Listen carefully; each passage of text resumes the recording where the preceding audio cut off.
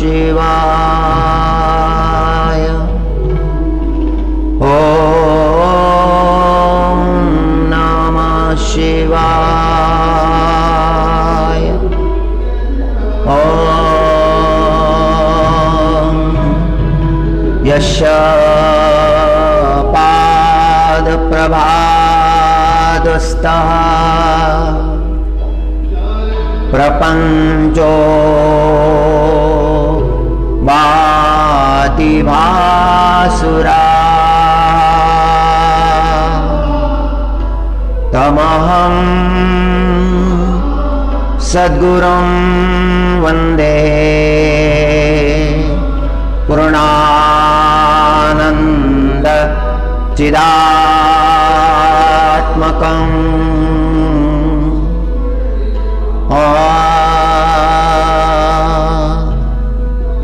श्री हरि परमानंद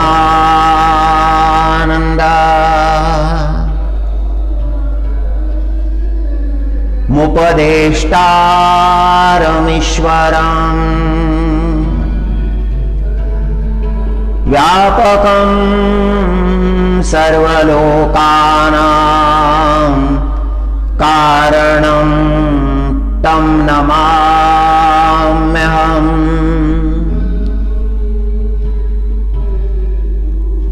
जगत गुरु आद्य शंकराचार्य जी महाराज अपरोक्षानुभूति के मंगलाचरण में श्री गुरु और परमात्मा की वंदना करते हैं। यस्य पाद प्रवाध्वस्तम, जिनके चरणों के प्रकाश से, जिनके पाद पद्मों के प्रकाश से मनुष्य का जीवन प्रकाशित हो जाता है, उस कृपालु श्री सद्गुरु भगवान को आद्य शंकराचार्य जी महाराज वंदन करते हैं।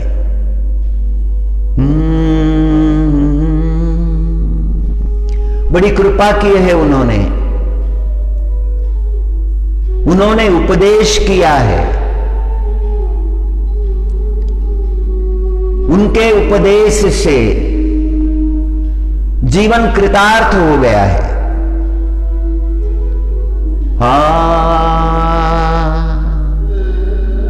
श्री हरि परमानंदम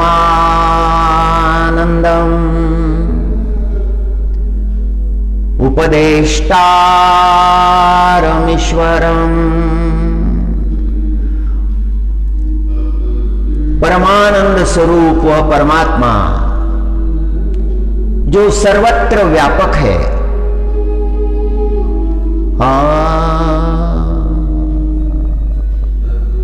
समस्त लोकों में विराजमान है। उस परमात्मा के चरणों में कोटि कोटि वंदन।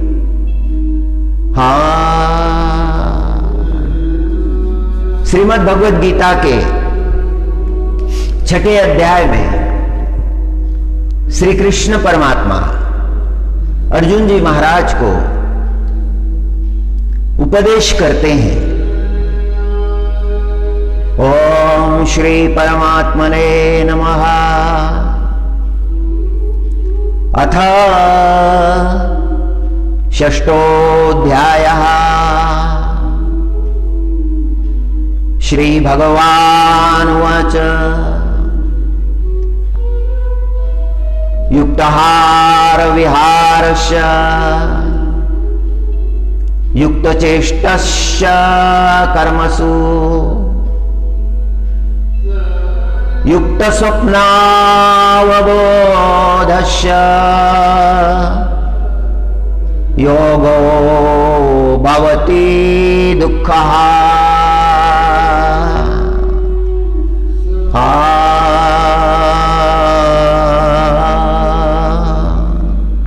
युक्ताहार विहारस्य युक्त चेष्टाश्च कर्मसु युक्त स्वप्नावबोधस्य योगो भवति दुःखः।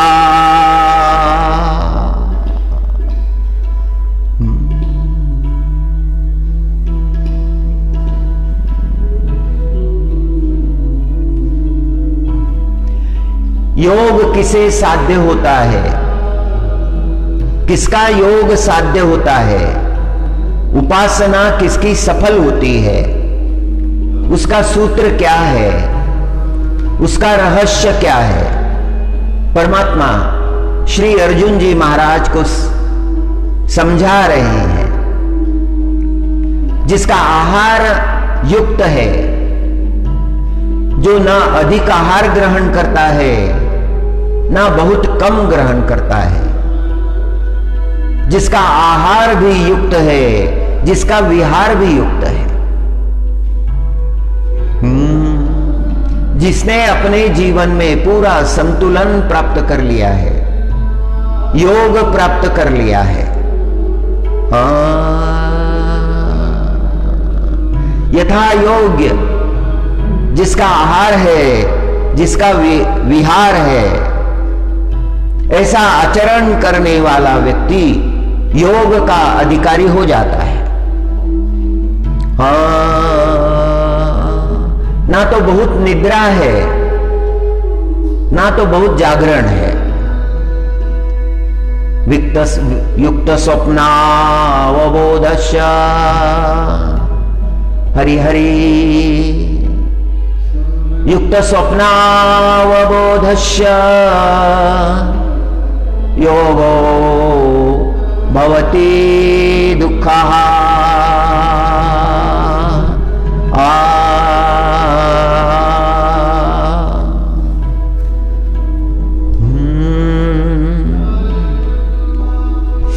जयाचा युक्ताहार विहार कर्म मार्गी दक्ष तत्पर निद्रा जागरण सकल व्यवहार पूर्ण जागृत हरि मितला बोली बोली जे मितला बोली बोली जे मितलिया पाऊली चाली जे निद्रे ही मानु दीजे अवसरे एके। मौली ज्ञानेश्वर महाराज कहते हैं कि जिसका आचरण पूर्ण रूप से नियंत्रित है, अपने आचरण के बारे में जो पूर्ण जागृत है, जिसे कभी भी अपने आत्म तत्व का विस्मरण नहीं होता है। और कैसे व्यवहार करता है? धीरे से बोलता है, मधुर बोलता है।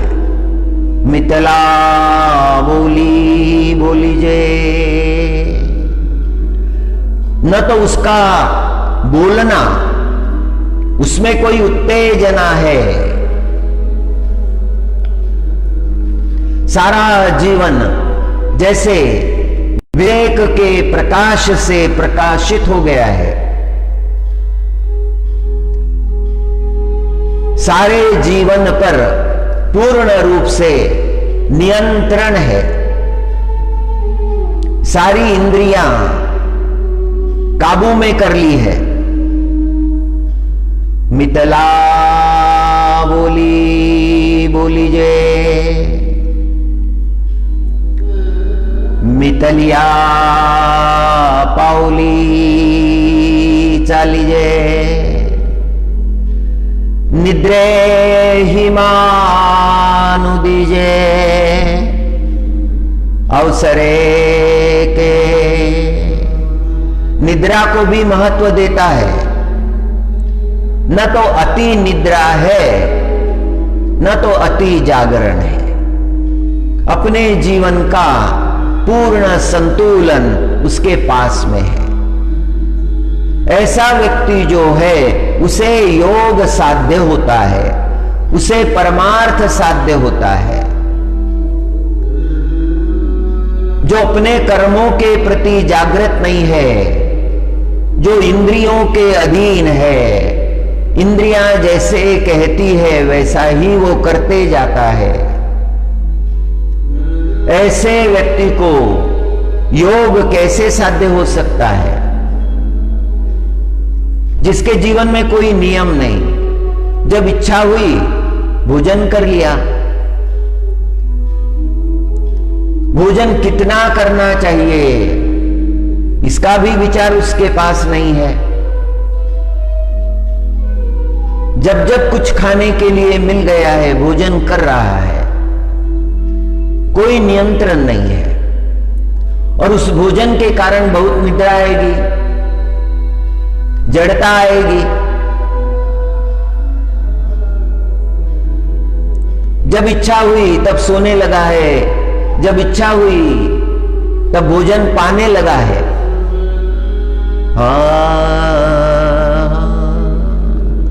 कोई निश्चित नियम नहीं है।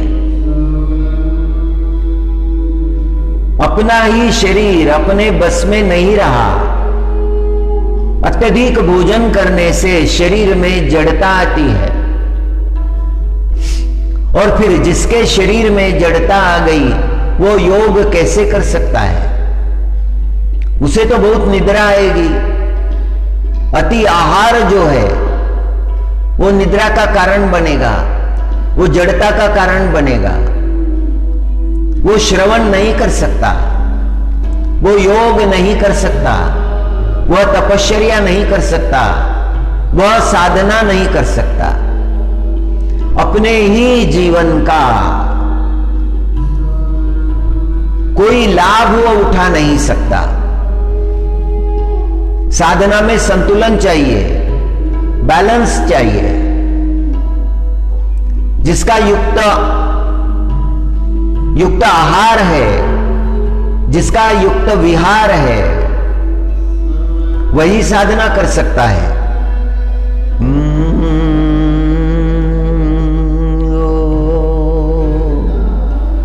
हरि हरि। यदि कोई छात्र बहुत भोजन कर ले तो वह अध्ययन नहीं कर सकता, उसे निद्रा आएगी,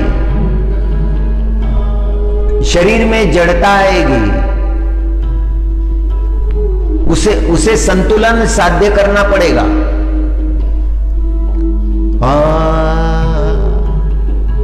हरि।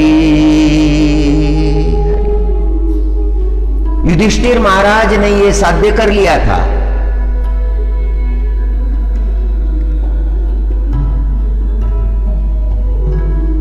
एक एक शब्द श्री गुरु महाराज के मुख से निकला हुआ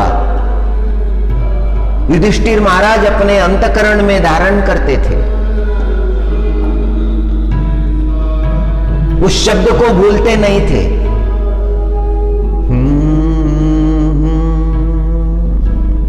जो विद्या युधिष्ठिर महाराज ने प्राप्त की उसे वो कभी भी भूले नहीं। इसीलिए इतना दिव्य चरित्र हो गया। जिसके जीवन में कोई नियम ही नहीं है, वो कैसे उम्मीद करता है कि उसका जीवन बड़ा तेजस्वी बने? संभव ही नहीं है। जो इंद्रियों के अधीन है उसे जीवन में यश कैसे मिल सकता है? युधिष्ठिर महाराज के जीवन में नियम है। जो गुरु महाराज का उपदेश प्राप्त होता है वे अपने अंतकरण में धारण करते हैं। और जब गुरु महाराज पूछते हैं कि हे धर्म, पिछला पाठ सुनाओ तो युधिष्ठिर महाराज उस पाठ को जैसे का तैसा सुना देते हैं। अपनी बुद्धि को उन्होंने मेधावी बना दिया है।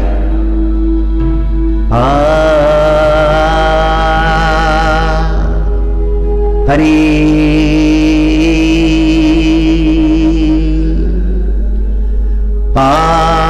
यदा विनियतं चित्तम् आत्मन्नेवावतिष्ठते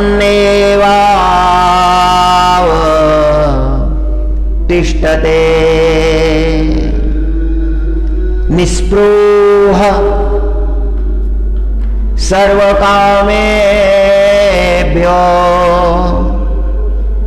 युक्त इत्युच्यते तदा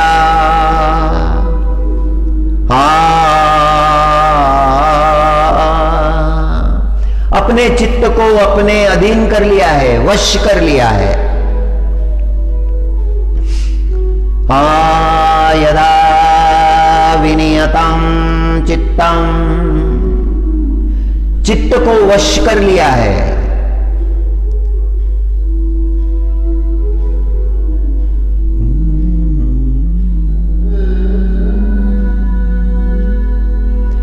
अपने आत्मा को परमात्मा में अवतिष्ठित कर दिया है। आत्मनीयेव अवतिष्ठते निस्पृह सर्वकामेभ्यः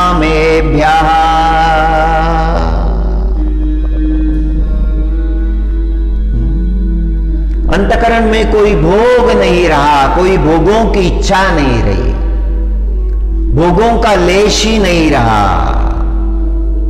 और ऐसा जो व्यक्ति है जिसका चित्त परमात्मा में अवतिष्ठित हो गया है, वही योग को प्राप्त कर सकता है। अपने चित्त को ही अपने काबू में करना पड़ता है। युधिष्ठिर महाराज भोजन सबके अंत में करते थे।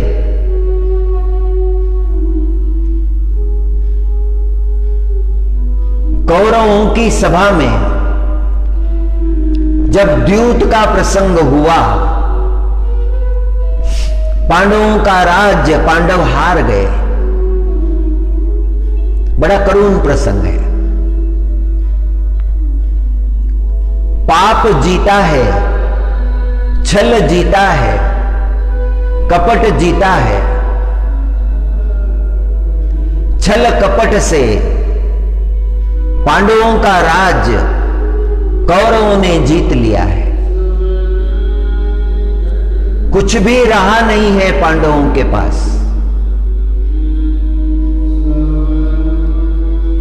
बड़ा करुण प्रसंग है। इस प्रसंग के साक्षी धृतराष्ट्र है, द्रोणाचार्य है, भीष्माचार्य है, गांधारी है। इन सभी के समक्ष कौरवों ने पांडवों के साथ छल कपट किया।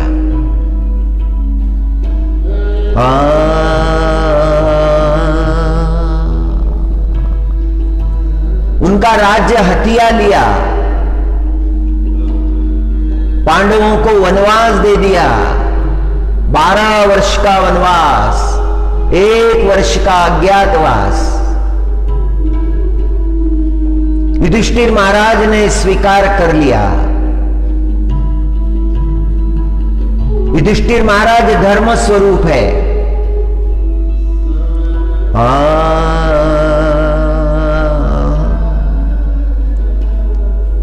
कौरव सभा से पांडव निकले।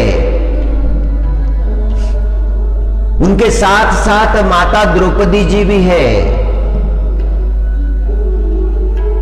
पहले तो मां से मिलने गए, कुंती माता से मिलने गए। चारों पांडवों ने अपनी गर्दन झुकाई थी। भीमसेन जी महाराज, अर्जुन जी महाराज, नकुल जी, सहदेव जी कौरव सभा में गर्दन झुकाए थे। युधिष्ठिर महाराज की गर्दन उठी हुई थी। जिस धृतराष्ट्र ने इतना बड़ा अन्याय उनके साथ किया है, उस धृतराष्ट्र को वंदन कर रहे हैं हाथ जोड़कर। यह धर्म का दिव्य स्वरूप है। युधिष्ठिर महाराज धर्मधारी है, धारण किया है धर्म। गुरु महाराज के मुख से जो ज्ञान प्राप्त हुआ वो चरितार्थ किया, उसका अवलंबन किया, आचरण में उसको, उस ज्ञान को प्रकट किया। वही ज्ञान है जो जीवन के छोटे बड़े प्रसंगों में प्रकट होता है, समाज के सामने प्रत्यक्ष होता है, सबके सामने प्रत्यक्ष होता है। वही ज्ञान है। वह ज्ञान किस काम का? जो कंठस्थ तो है, वो ऋचाएं याद है, किंतु आचरण का स्पर्श उसे नहीं हुआ है।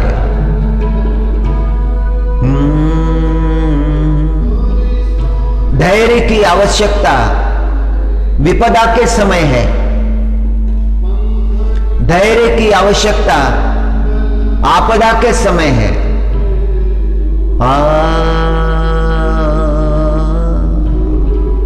हरि हरि। युधिष्ठिर महाराज ने धृतराष्ट्र को वंदन किया।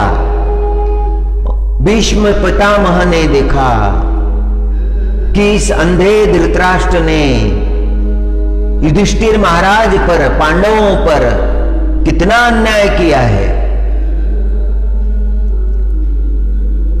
और उस अन्यायकर्ता पर ही, उस अन्यायकर्ता को ही धर्मराज वंदन कर रहे हैं। आंखें भर आई भीष्म पितामह के। बड़ा कठिन प्रसंग है। कितना अपमान किया है पांडवों का, कितना तिरस्कार किया है। उनका राज्य ले लिया, उनका सैन्य ले लिया, इंद्रप्रस्थ का सारा वैभव ले लिया।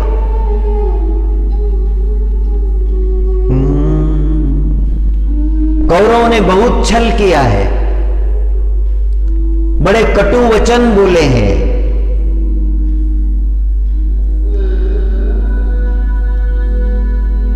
ईर्ष्या द्वेष का परिणाम बड़ा भयंकर होता है।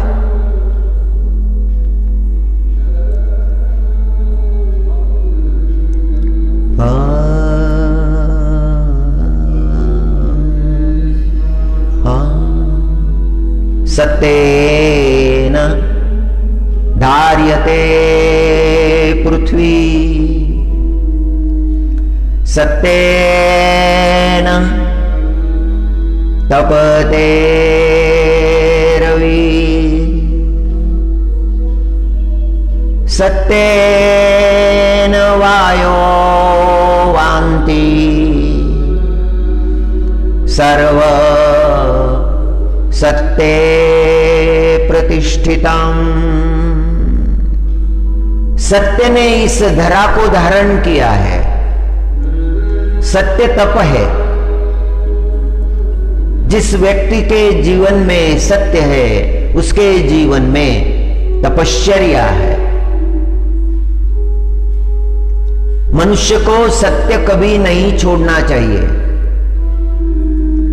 सत्य के आधार पर उसका परम मंगल होगा।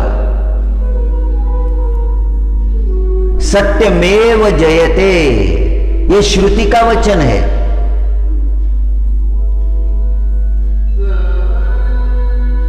सत्य की विजय होती है। वेद श्रुति का ये वचन है, ये उपनिषदों का संदेश है।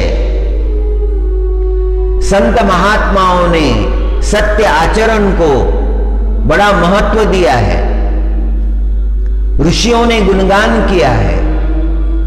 सारे ग्रंथों में,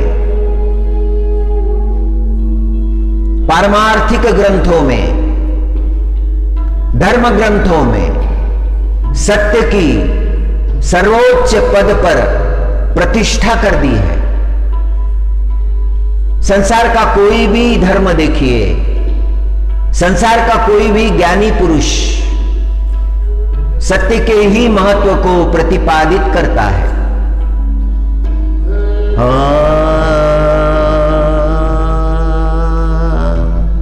सत्येन धार्यते पृथ्वी, सत्येन तपते रवि।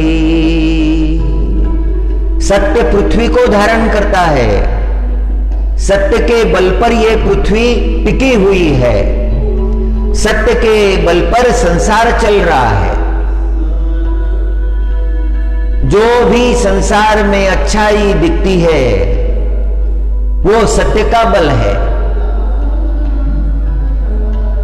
जिसके जीवन में सत्य आचरण है वह व्यक्ति समाज में तुरंत दिखाई पड़ता है।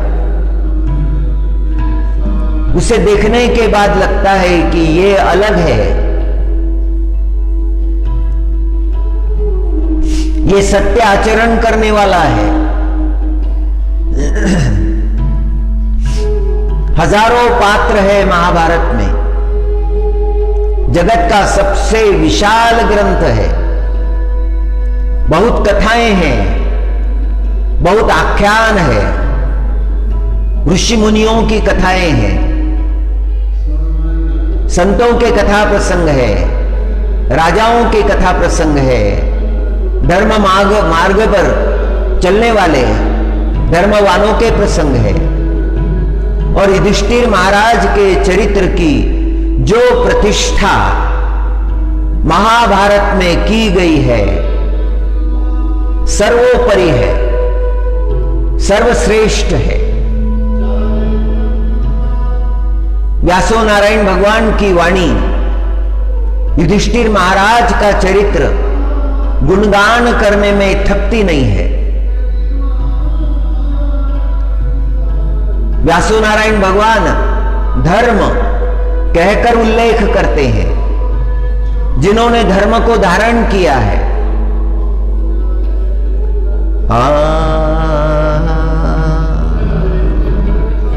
युक्तता का बड़ा महत्व है मनुष्य के जीवन में।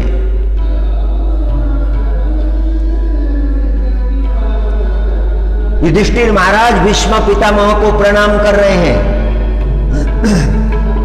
आंखें भर आई है भीष्म पिता की। भीष्म पितामह ने अपनी गर्दन झुका ली। बहुत दुख हो रहा है। किसी धर्मवान व्यक्ति को जीवन में यदि दुख सहना पड़े तो इसके लिए उसके मन में भाव उठना चाहिए, संकट तो आया मुझ पर किंतु मैंने धर्म को नहीं छोड़ा,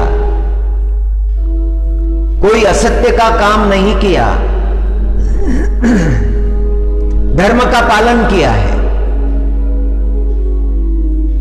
मनुष्य को धर्मधारी बनना चाहिए, धर्मधारक बनना चाहिए। माताजी के पास आए युधिष्ठिर महाराज, माता कुंती जी के पास आए, कुंती जी के चरणों में वंदन किया। माता कुंती को समाचार मिल चुका है, जो घटना घटी है उसका समाचार मिल चुका है। माता कुंती व्याकुल है, आंखों से अश्रुधारा बह रही है। बड़े स्नेह से, बड़े प्रेम से युधिष्ठिर महाराज को देखती है कुंती माता।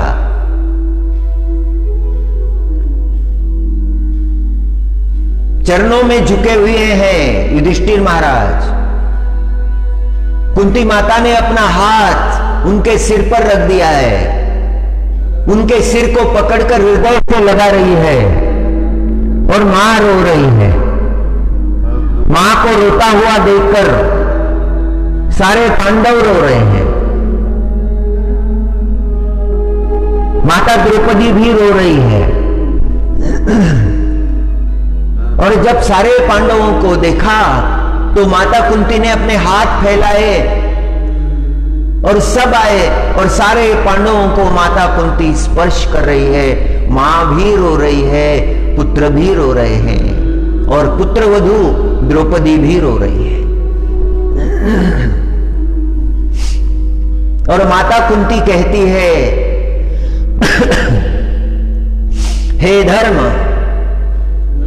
तुमने धर्म का पालन किया है, तुम्हें दुख करने का कोई कारण नहीं,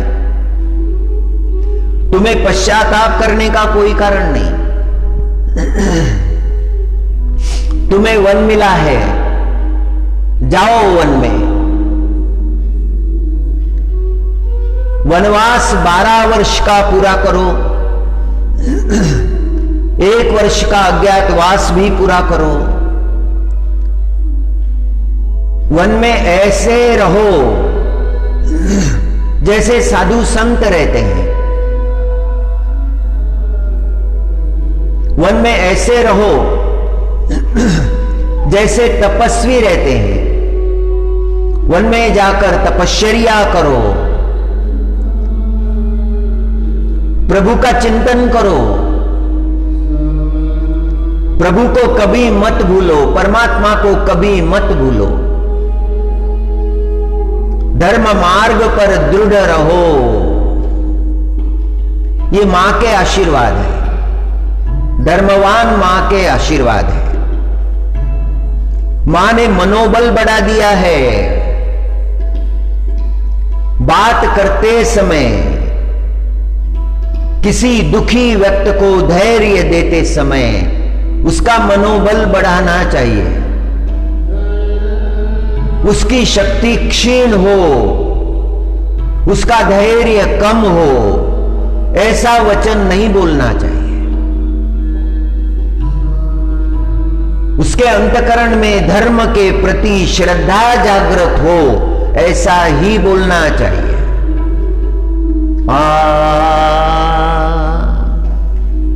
मिथिला बोली जय। अंतकरण को प्रसन्नता मिले, ऐसा बोलना चाहिए। वो शब्द कैसे हो? जैसे मोती हो।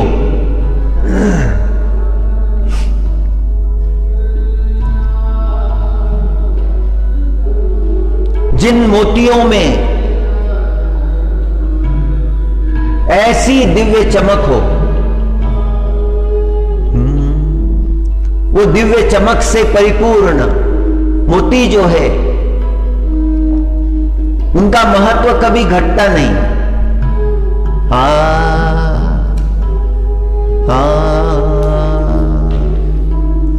हरि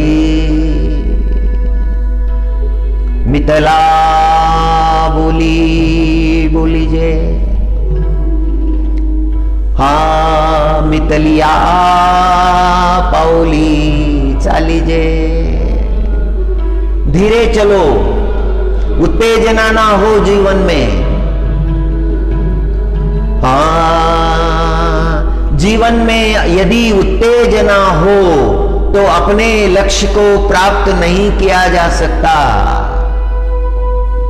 बहुत सावधान। मितलिया बोली जे। मितलिया पाउली चाली जे। संभल कर चलो। परमार्थ मार्ग पर सावधानी से चलना पड़ता है। संतुलन बनाए रखना पड़ता है। इधर अगर संतुलन झुक गया तो गिरने का डर है, ना तो इधर गिरना है ना तो इधर गिरना है। उपनिषदों ने कहा है साधक को कैसे चलना पड़ता है। साधना का पथ जो है वो सरल नहीं है।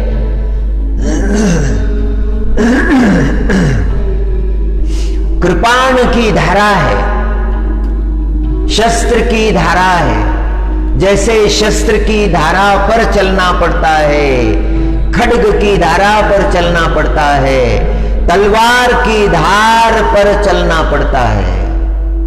हर पल सावधान रहना पड़ता है। जो सावधान है उसी की तपश्चर्या फलित होती है, उसी की तपश्चर्या पूर्ण होती है। मां ने आशीर्वाद दिए। पांडवों ने मां के आशीर्वाद प्राप्त करके वन की ओर प्रस्थान किया।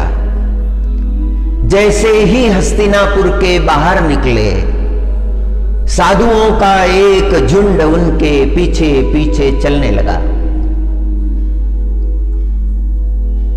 भीमसेन जी महाराज ने मुड़कर देखा, ऋषि मुनि संत महात्मा आ रहे हैं। भीमसेन जी महाराज ने युधिष्ठिर महाराज को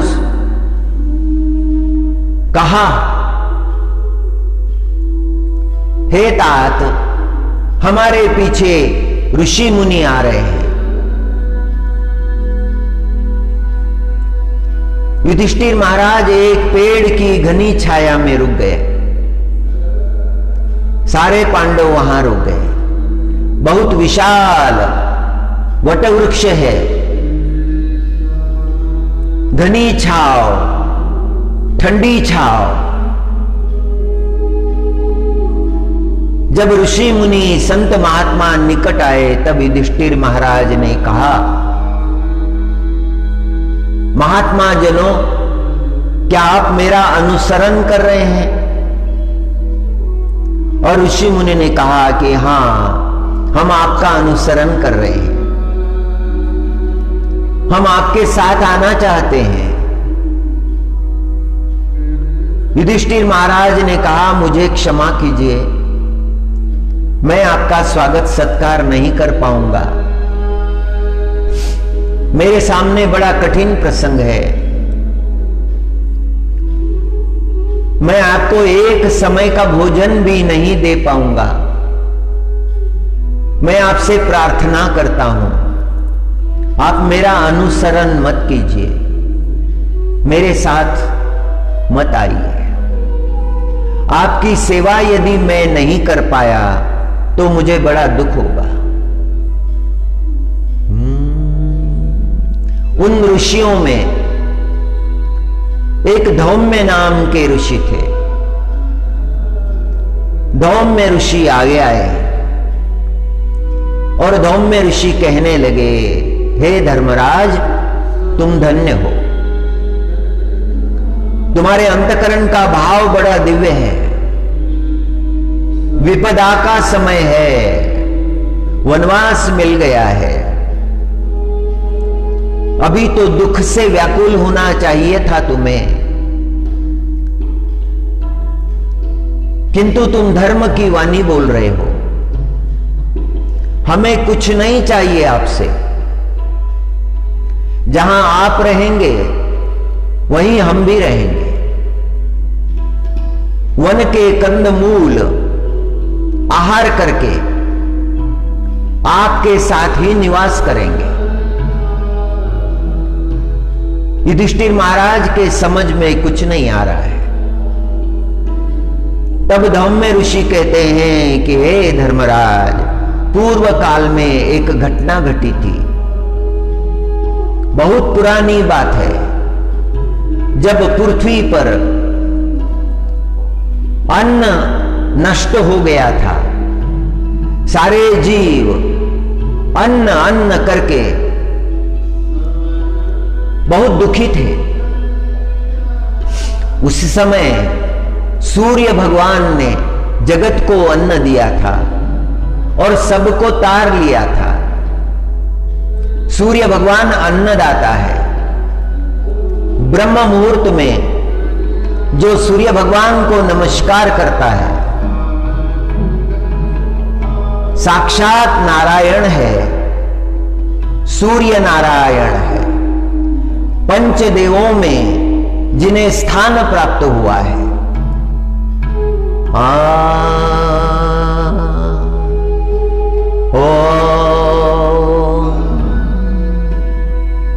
गणेश,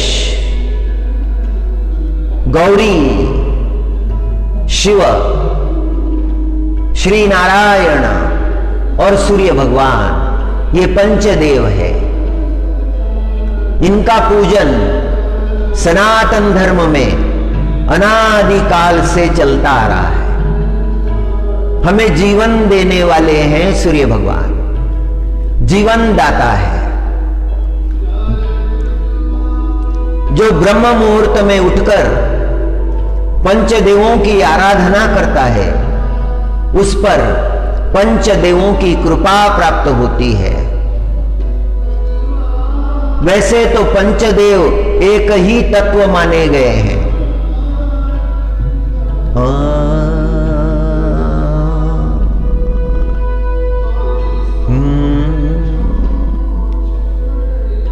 गणपति अथर्व शीर्ष में यदि आप देखेंगे तो वहां पर वर्णन आया है कि हे गणपति भगवान, आप साक्षात ब्रह्म हो, ब्रह्मास्त्वम, आप ब्रह्म हो, आप सर्वदेवमय हो। इंद्रस्तम, वायुस्तम, सूर्यस्तम, चंद्रमास्तम, सर्वदेवमय। एकत्व का ही उपदेश है। जगद्गुरु शंकराचार्य एक तत्व का ही उपदेश करते हैं, अद्वैत का ही उपदेश करते हैं। धौम्य ऋषि ने कहा सूर्य भगवान ने जगत को अन्न देकर जगत का रक्षण किया था। पंचदेवों की यदि कृपा हुई तो हमारे घर का अन्न जल कभी समाप्त नहीं होता।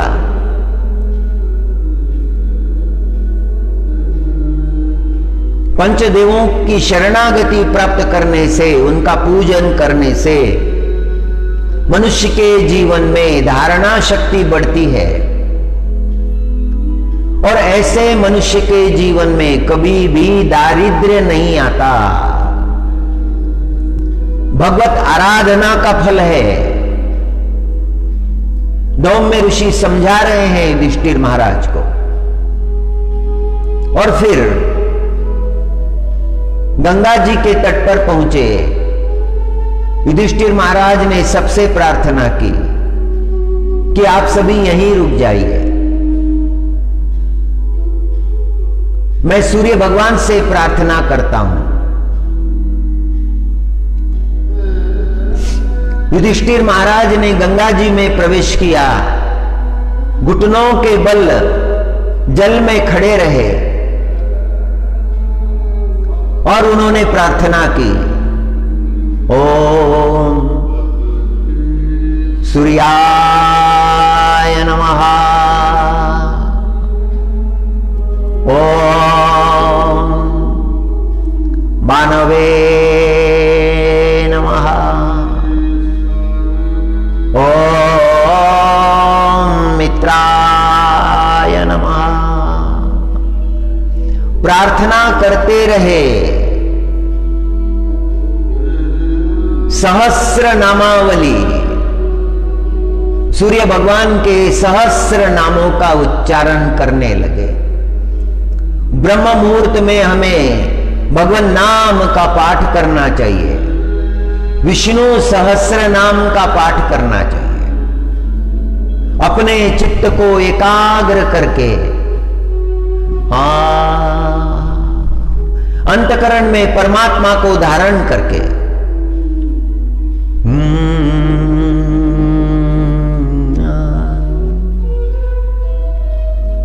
यस्य स्मरण मात्रेण जन्म संसार वंदना विमुच्यते। नमस्तस्मै विष्णवे प्रभविष्णवे।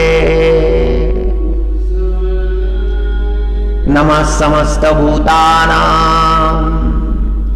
आदिभूताय विवृते अनेकरूपरूपाय विष्णवे प्रभविष्णवे। परमात्मा की आराधना करनी चाहिए ब्रह्म मुहूर्त में, जिनका स्मरण करते ही जीव जन्म संसार बंधन से छूट जाता है। संसार के जो बंधन है, जो जीव को बांध लेते हैं, बंधन में डाल देते हैं, वो सारे बंधन नष्ट हो जाते हैं। उस परमात्मा का स्मरण करना चाहिए जो सारे बंधनों को जीव को मुक्त कर देता है। यस्य स्मरण मात्रेण, जिनका स्मरण करते ही जन्म संसार वंदना, जन्म संसार के जो बंधन है, जन्म मृत्यु के चक्र में जो पड़ा हुआ है, पुनरपि जननम पुनरपि मरणम पुनरपि जननी जठरे शयनम, यह संसारे बहु दुस्तारे। ऐसी अवस्था जिसकी हो गई है, जन्म होता है फिर मृत्यु होता है फिर जन्म होता है। बद्ध जीव को बार बार जन्म लेना पड़ता है, बार बार दुख भोगने पड़ते हैं, क्लेश भोगने पड़ते हैं, घोर प्रारब्ध भोगना पड़ता है, फिर जन्मना फिर जन्मना। और एक जन्म एक योनि में थोड़े ही है, हजारों जन्म है। नमः समस्त भूतानां आदिभूताय विवृते। ये सारा जगत उस परमात्मा से प्रकट हुआ है।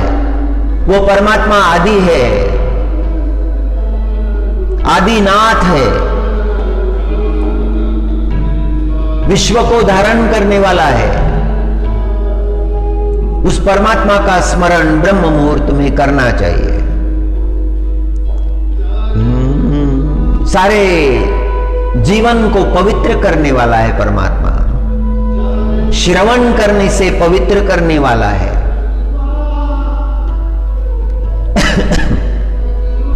मनुष्य के जीवन का जो पाप है वो शेष हो जाता है, रहता नहीं पाप। श्रुत्वा धर्मान शेषेन, पाप तो नष्ट हो गया किंतु पवित्र कर दिया जीवन को। जो अमंगल था, जो अपवित्र था, उसे पवित्र कर दिया केवल श्रवण मात्र से, सुनने से। युधिष्ठिर शांतनवम पुनरेवाभ्यभाषता।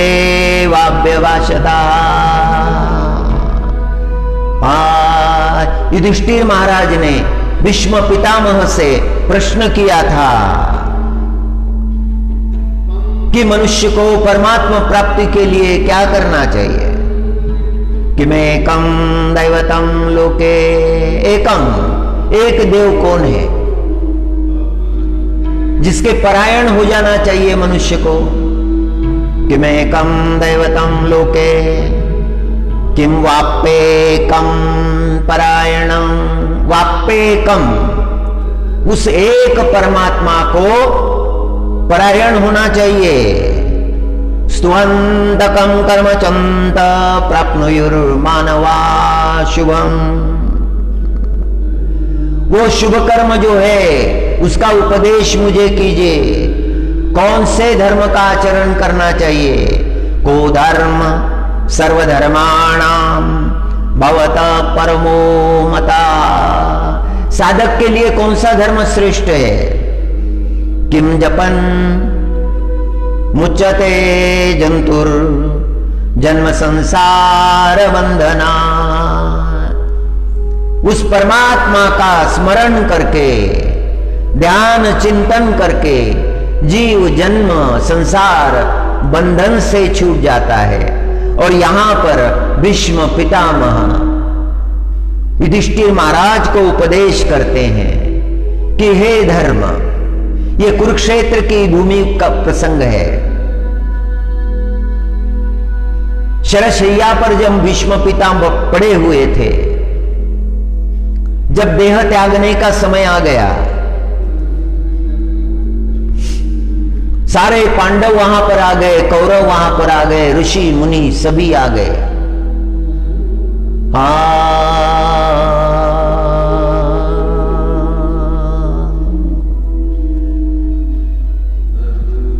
तब भीष्म पितामह ने युधिष्ठिर को बुलाया, धर्म को बुलाया, किसी अन्य को नहीं बुलाया,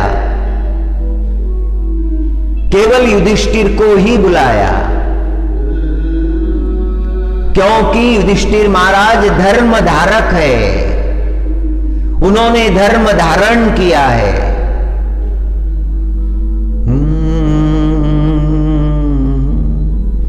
और कहने लगे, हे धर्म,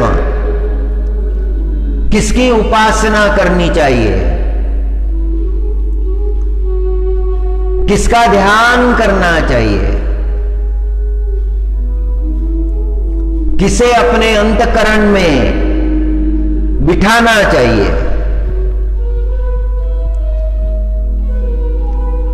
उस परम पुरुष की कृपा कैसी प्राप्त करें, ये दिव्य शास्त्र मैं तुम्हें सुनाता हूं। उस जीवन की अंतिम घटिका में अभी तो शांत होने का समय आया है, अभी तो देह त्यागने का समय आया है। भीष्म पितामह को वरदान प्राप्त है, इच्छा मरण, जब वो देह छोड़ना चाहे तब छोड़ सकेंगे।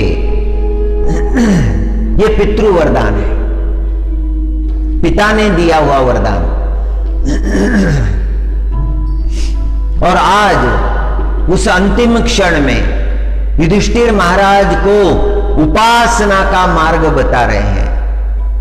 अंत समय जो मनुष्य बोलता है वो उसके सारे जीवन का चिंतन है।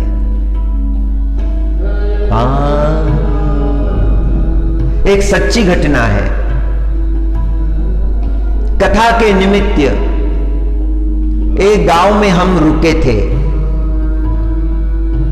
रात्रि का समय था। जिन्होंने रहने की व्यवस्था की थी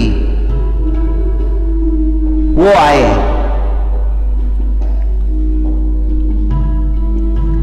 और हमसे कहने लगे, रो रो कर बोल रहे थे, महाराज जी, हमारे घर पर विठ्ठल भगवान की बड़ी कृपा है। हमारे दादाजी निष्ठावंत वारकरी थे। पंढरपुर वो जाते थे, हर वर्ष पैदल जाते थे। अकोला जिले का प्रसंग है। रो रो कर बताने लगे कि जब दादाजी की उम्र हो गई, अब एक पैर भी उठाना उनके लिए संभव नहीं हुआ। वो बिछौने पर पड़े थे और मैं उनके निकट चरणों में बैठा हुआ था।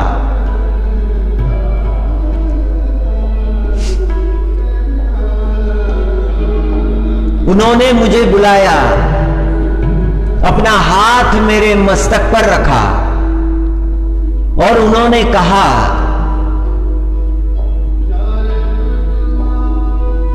अब हमारे परिवार के सभी बच्चे पढ़ लिख गए हैं,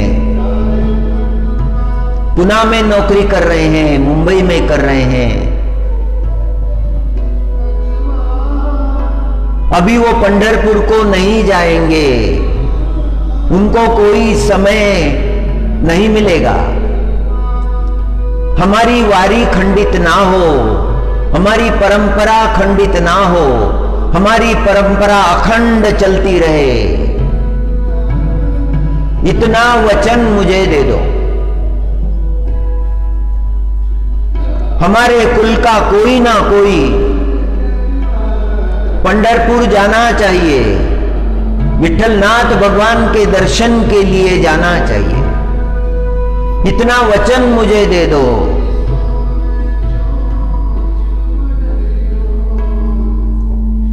और उस भक्त ने वचन दे दिया दादाजी को, और कुछ क्षणों में ही वो शांत हो गए। सारा परिवार इकट्ठा हो गया,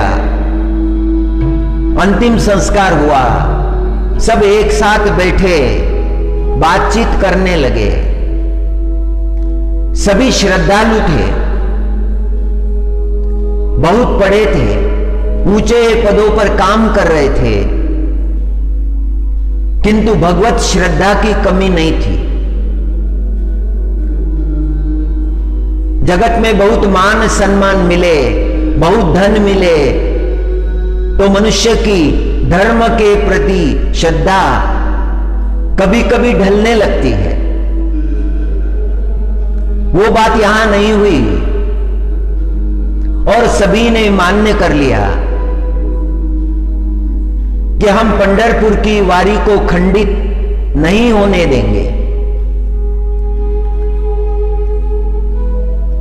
वो परंपरा उन्होंने जारी रखी, आज भी चल रही है। श्रद्धा से ही ज्ञान प्राप्त होता है,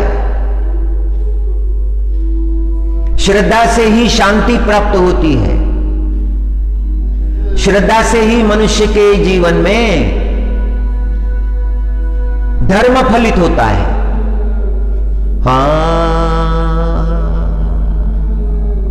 युधिष्ठिर महाराज के जीवन में श्रद्धा है,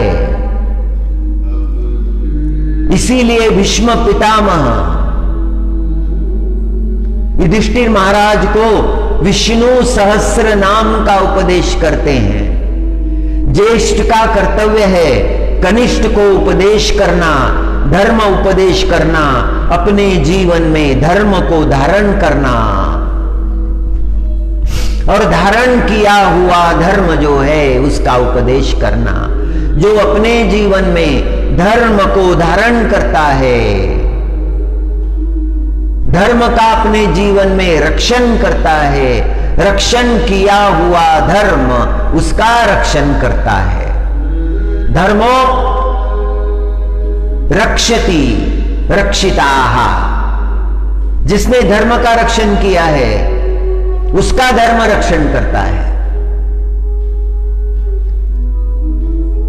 भीष्म पितामह ने बड़ा सुंदर उपदेश किया।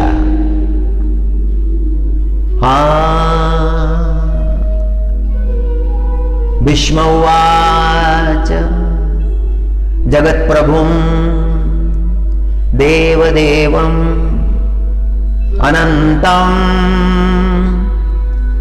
पुरुषोत्तमं स्वनाम सहस्रेण पुरुष सततोत्थिता।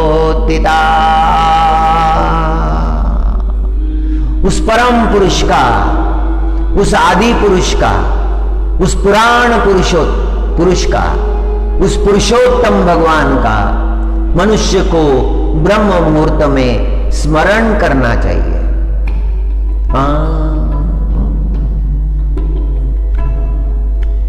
कीर्तन भजन से, स्तोत्र पाठ से मनुष्य का जीवन शुद्ध होता है और मनुष्य के जीवन की नित्य शुद्धता करनी पड़ती है।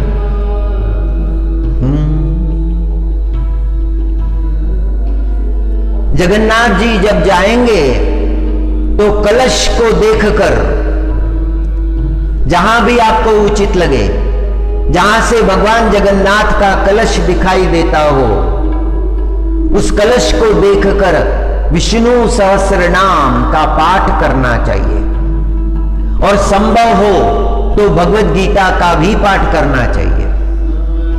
इस कार्य में जो समय बीता हुआ है वो फलित हो गया, वो समय कृतार्थ हो गया। जो समय भगवत सेवा में लगा है, भगवान के चिंतन में लगा है, वो फलित हो गया है। और जो भगवत सेवा के बिना बीत गया है वो व्यर्थ चला गया है।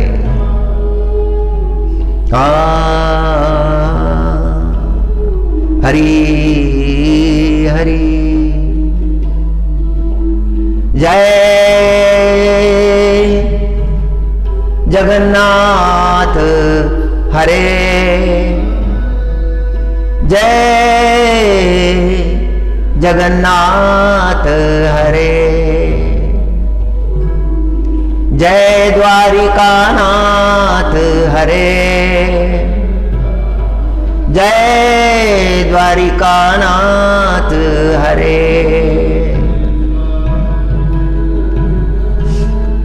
जय पंढरीनाथ हरे, जय पंढरीनाथ हरे, जय जगन्नाथ हरे, जय पंढरीनाथ हरे।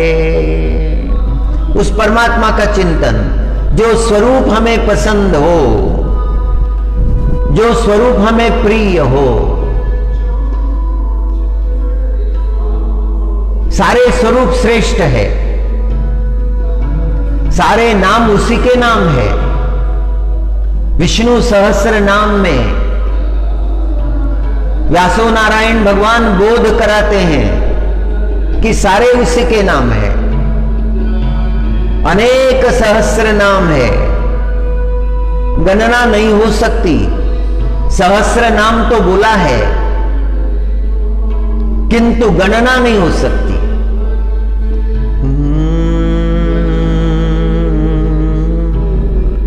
गंगा जी के जल में युधिष्ठिर महाराज खड़े हैं, सूर्य भगवान की उपासना कर रहे हैं, सहस्र नामों से उनका अर्चन कर रहे हैं और साक्षात सूर्य नारायण भगवान प्रकट हो गए। और सूर्य नारायण भगवान ने एक बटलोई दे दी, एक पात्र दे दिया जिसे अक्षय पात्र भी कहा है। और वह अक्षय पात्र युधिष्ठिर महाराज को दिया और कहने लगे, दिन में एक बार चाहे जितने लोगों के लिए मन चाहा भोजन प्राप्त होगा। और एक भोजन पर मनुष्य जीवित रह सकता है, दिन में एक भोजन। वो बटलोई प्राप्त हुई, अक्षय पात्र प्राप्त हुआ युधिष्ठिर महाराज को, और सेवा के लिए प्राप्त हुआ, स्वयं के लिए नहीं। स्वयं के लिए उन्होंने उपयोग किया भी नहीं। वन में चले गए, संत महात्माओं का स्वागत किया। रोज हजारों ऋषि आते हैं, युधिष्ठिर महाराज का दर्शन करते हैं और मनचाहा प्रसाद सबको पेट भर मिलता है। अब महिमा कहां घटी है? महिमा घट नहीं गई, महिमा तो बढ़ गई है। कौरव संदेश वाहक भेजते हैं, जरा देख कर आओ पांडवों का कैसे चल रहा है। और वो कौरवों के हस्तक आते हैं, देखते हैं दिन भर तो संतों का तांता लगा रहता है। संत आते हैं, युधिष्ठिर महाराज को आशीर्वाद देते हैं। युधिष्ठिर महाराज उनकी अन्न जल से सेवा करते हैं। हर दिन आनंद है।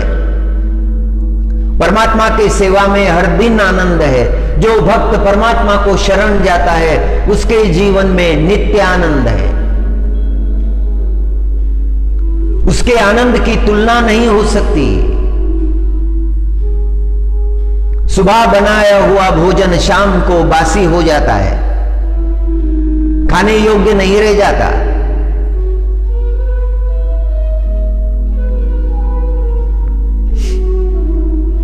भगवत शरण व्यक्ति के जीवन का आनंद कभी घटता नहीं है, वो उत्तरोत्तर बढ़ते ही जाता है। उसके आनंद की सुगंध दूर दूर तक जाती है। कौरव राजभवन में रहते हैं, मेवा मिष्टान्न खाते हैं, सारे लौकिक भोगों को भोगते हैं, किंतु उनके जीवन में आनंद नहीं। युधिष्ठिर महाराज वन में रहते हैं, वैराग्य धारण कर रखा है। सारे ऋषियों के भोजन के बाद, पांडवों के भोजन के बाद कुछ कंदमूल ग्रहण करते हैं।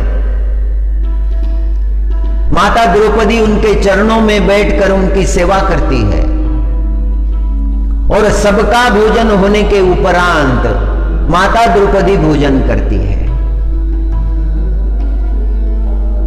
दिनचर्या है। बहुत ध्यान करते हैं, बहुत तपश्चर्या करते हैं, संतों का संग करते हैं। धौम्य ऋषि उन्हें राम प्रभु का चरित्र सुनाते हैं।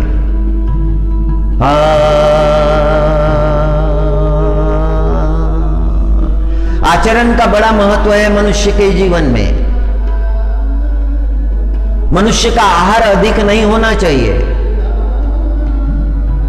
युक्ताहार विहारश युक्त चेष्टाश कर्मसु युक्त स्वप्नावबोधश योगो भवति दुःखः।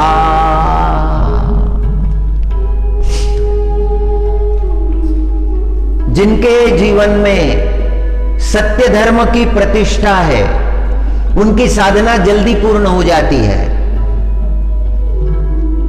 सूर्य भगवान की कृपा प्राप्त करने के लिए तो बहुत समय लगने वाला था, बहुत समय लग सकता था। उपासना करने के लिए बैठे और उपासना करते ही पूर्ण होते ही कृपा हो गई। ये तो बहुत कम घटित होता है। गंगा जल में खड़े रहकर युधिष्ठिर महाराज ने सूर्य नारायण भगवान की उपासना की और उपासना पूरी होते होते सूर्य नारायण भगवान प्रकट हो गए, कृपा हो गई, आशीर्वाद दिए परमात्मा ने। और परमात्मा ही जिसका रक्षक हो उसका कौन क्या बिगाड़ सकता है।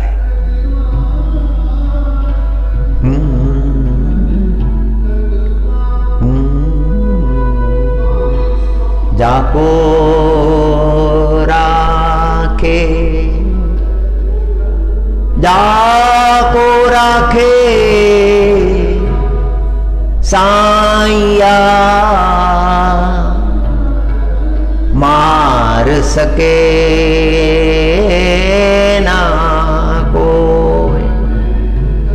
जिसको परमात्मा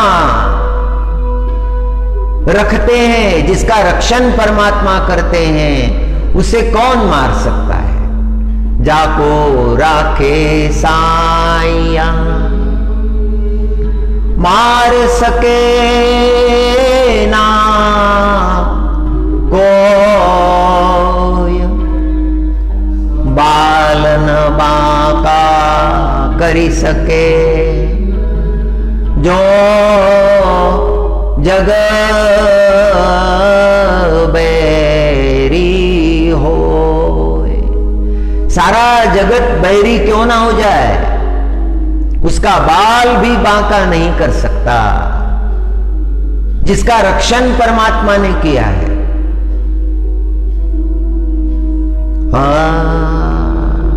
प्रहलाद जी महाराज पर कितने संकट आए थे,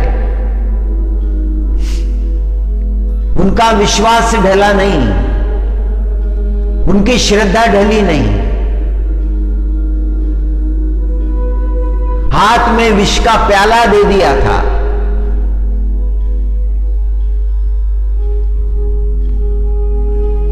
हिरण्यकश्यपु ने, हिरण्यकश्यपु ने विष भेजा था, अपने पुत्रों के साथ भेजा था कि हे मेरे पुत्रों जाओ, ये भयंकर विष है, जगत में इसका कोई उपचार नहीं है, ये प्रहलाद को दे दो। और भाई लेकर आए थे विष, पिता ने भेजा था। पिता ही मारना चाहता है, भाई ही मारना चाहते हैं। हे प्रहलाद, पिताजी ने ये तुम्हारे लिए भेजा है। और वो विष का प्याला प्रहलाद जी महाराज ने ग्रहण किया।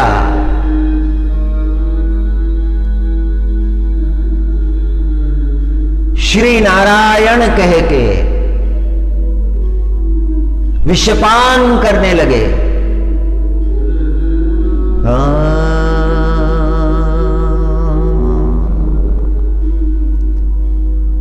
प्रहलाद के अंतकरण में श्री नारायण भगवान प्रकट होकर वह विष ग्रहण करने लगे। प्रहलाद जी पर उसका असर नहीं हुआ। भोग का जीवन विष है, विषयों का विष है। अंतकरण में यदि भोगों के लिए आसक्ति निर्माण हो जाए, उस प्राणी को कौन बचा सकता है? युधिष्ठिर महाराज का जो अंतकरण है और प्रहलाद जी महाराज का चरित्र श्रीमद् भागवत में नारद भगवान ने युधिष्ठिर महाराज को सुनाया था। सप्तम स्कंद में वक्ता नारद भगवान है, श्रोता युधिष्ठिर महाराज, और चरित्र सुन रहे हैं प्रहलाद जी महाराज का। संत चर्चा में लाभ ही होता है। संत चर्चा में ओछी बात कभी नहीं आती, श्रेष्ठ बात ही रहती है, उसका दिव्य संदेश रहता है। The message is always hidden, हमेशा कोई बात छिपी रहती है। उसका चिंतन करने पर वो प्राप्त हो जाती है।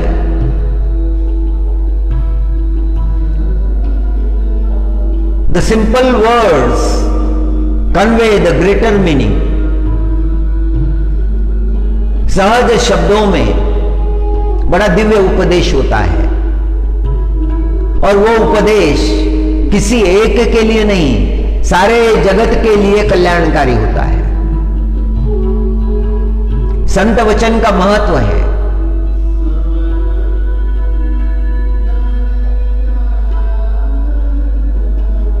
युधिष्ठिर महाराज ने संतों का सहारा लिया है। रोज सत्संग है, रोज संतों की संगति है। सत्येन धार्यते पृथ्वी, सत्येन धार्यते पृथ्वी, सत्येन तपते रवि, सत्येन वायो वान्ति, सर्व सत्ये प्रतिष्ठितम्।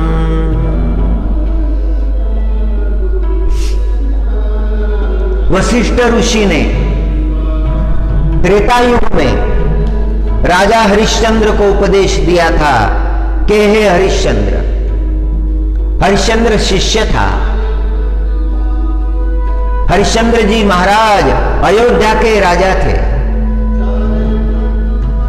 बड़ा शुद्ध अंतकरण था, बड़ा शुद्ध आचरण था।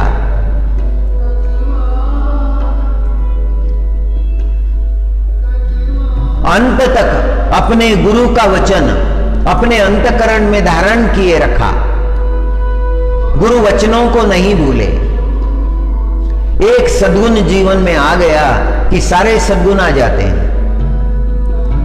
गुरु के प्रति श्रद्धा आ गई, नम्रता आ गई, ज्ञान आ गया, वैराग्य आ गया, भक्ति आ गई, कर्तव्य भाव आ गया। अपना कर्तव्य क्या है?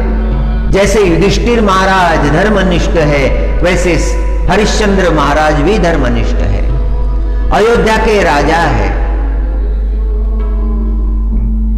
उनकी कथा हम सभी जानते हैं, उस प्रसंग को हम सभी जानते हैं। अंत तक सत्य की मर्यादा उन्होंने धारण किए रखी।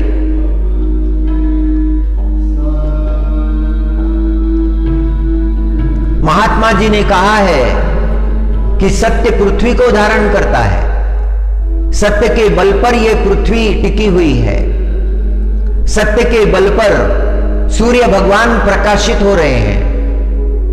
सूर्य भगवान में जो तेज है, जो प्रकाश है, वो सत्य का प्रकाश है।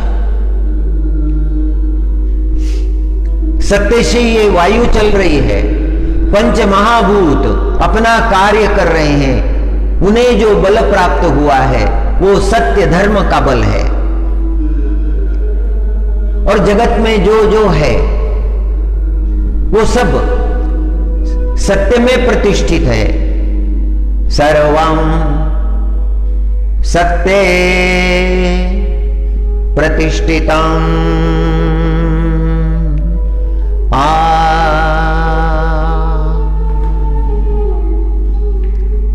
आपुले कल्याण इच्छिणे जयाशी आपुले कल्याण कल्याण आपुले कल्याण इच्छिणे जयाशी तेने हरिनामासी विशंभुनये तेने हरिनामासी विशंभुनये। जो चाहता है कि उसका कल्याण हो, उसने भगवान नाम को नहीं भूलना चाहिए। जिसके अंतकरण में इच्छा जागृत हो गई है, मैं भगवत शरणागत हो जाऊं, मेरे जीवन का कल्याण हो, मेरा जीवन अज्ञान से छूट जाए,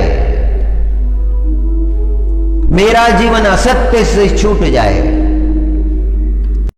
मेरा जीवन ज्ञान के प्रकाश से प्रकाशित हो जाए, ऐसी जिसकी भावना है।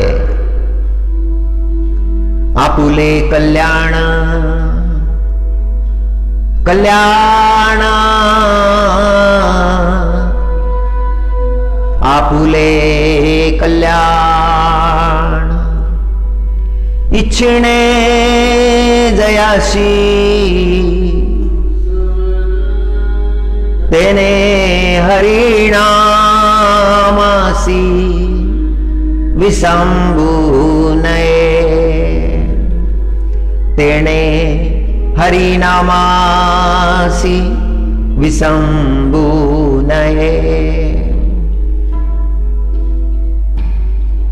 नमो नारायण नमो नारायण नमो नारायण नमो नारायण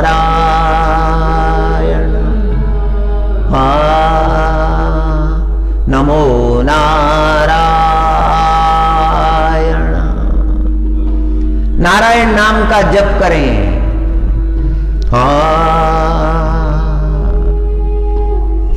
करील परिपूर्ण मनाचे हेत, करील परिपूर्ण मनाचे हेत, ठेवलिया चित्त नामापाशी, करील परिपूर्ण मनाचे हेत। परमात्मा जो मन के संकल्प है वह पूर्ण करेगा।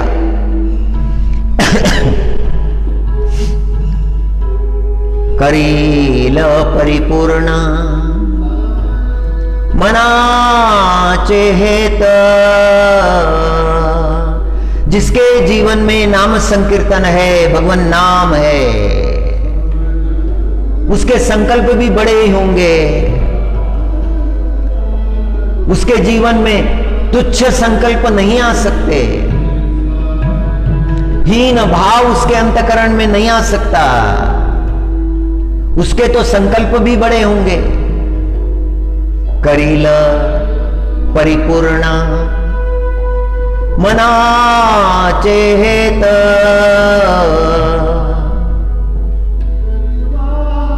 ठेविलिया चित्त नामापाशी, ठेविलिया चित्त नामापाशी। जब चित्त को ही नाम के पास में रख दिया है तो सारे मनोरथ वो परमात्मा परिपूर्ण करेगा। और संत का मांगना कभी अपने लिए नहीं होता है। अपने लिए संत कभी नहीं मांगते, जगत के लिए ही मांगते हैं। संत के विचार में जगत का ही विचार होता है, जगत के कल्याण का विचार, दुखी जनों के दुख दूर करने का विचार।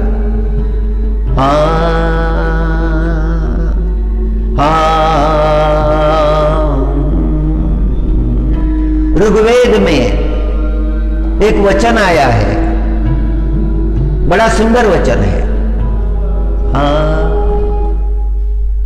ऋग्वेद का वचन, ऋतस्य पंथा न तरन्ति दुष्कृताः,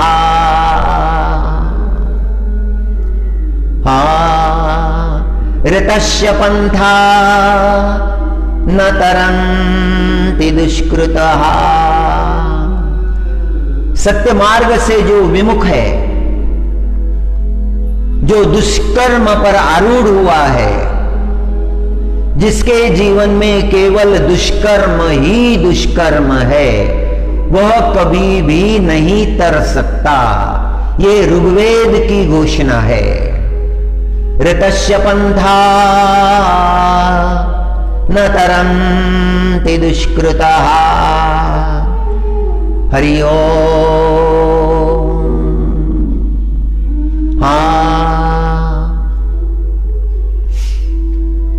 काम क्रोध मद, काम क्रोध मद लोभ सब नाथ नरक के पंथा। सब परिहरी रघुबीर ही भजहु भजहि जहि संत। रामचरितमानस के सुंदरकांड का ये वचन है। सुंदरकांड में दुष्कर्म रत रावण को विभीषण जी महाराज ने जो उपदेश दिया है उसका ये अंश है। काम क्रोध मद लोभ सब नाथ नरक के पंथ,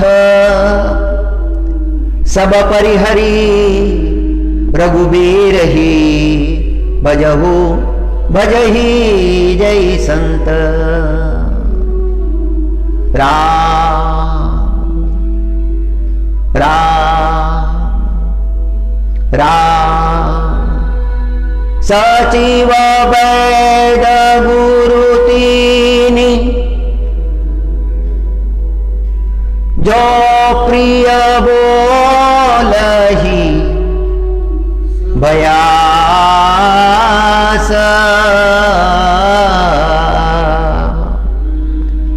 सचिव वैद गुरु तीनी, जो प्रिय बोलहि भयास।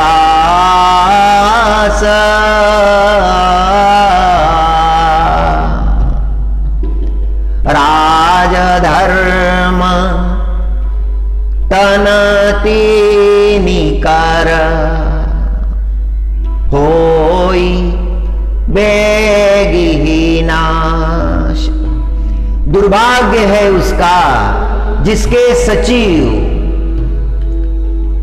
जिसके वैद, जिसके गुरु जिसे सलाह नहीं देते, सत्य धर्म का उपदेश नहीं करते, सच बात नहीं बोलते, उनका बहुत शीघ्र नाश हो जाता है।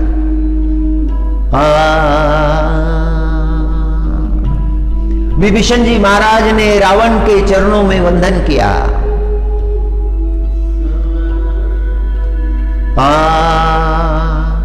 अवसर जानी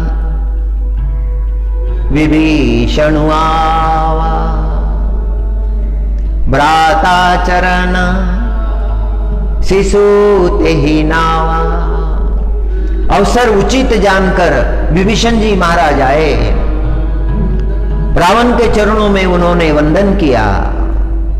अवसर जानी विभीषण आवा, भ्राता चरण शिशु तेहि नावा। पुनि शिरुनाई बैठ निज आसन, बोला बचन पाई अनुशासन। भ्राताश्री, मुझे आपसे कुछ कहना है, यदि आपकी आज्ञा हो। और रावण ने कहा आज्ञा है। अनुशासन प्राप्त कर लिया, आज्ञा प्राप्त कर ली।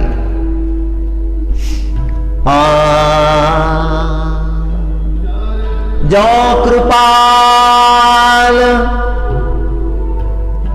पूछी हूं मोही बाता, मति अनुरूप कहूं हित दाता। हे तात,